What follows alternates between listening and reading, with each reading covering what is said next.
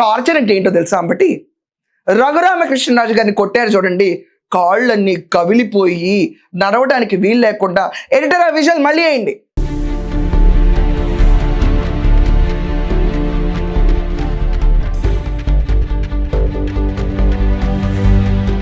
ఇది custodial torture అంటే.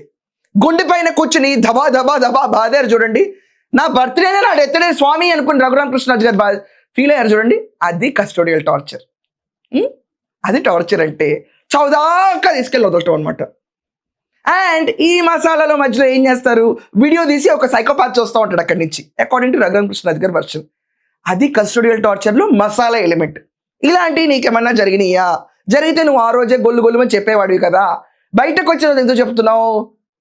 రెండోది, నువ్వు చెప్పిన కస్టోడియల్ టార్చర్ ఏంటంటే, నన్ను గంగా వెంకటేశ్వరరావు అర్ధరాత్రి 2ంటికి లేపాడు, నల్లపాడు పోలీస్ స్టేషన్ తీసుకెళ్లారండి, ముందు మ్యాజిస్ట్రేట్ ముందు పెట్టే ముందు తీసుకెళ్ళినప్పుడు అర్ధరాత్రి 2ంటికి లేపి లే లే లే లే లే అంటే వాట్ హ్యాపెండ్ నేరా నంబర్ నిద్ర లేచాడు.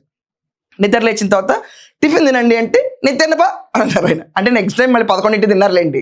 ముందులు వేసుకున్న తర్వాత గంగా వెంకటేశ్వరరావు 2:30కి పైకి తీసుకెళ్లారండి. ఇదంతా అంబట్ చెప్పిన మాటలే. ఎడిటర్ మీ దగ్గర ఇవి ఉంటాయి, ఖచ్చితంగా వేయండి. తీసుకెళ్తే కాళ్ళు 2 ఎడం చేశారు.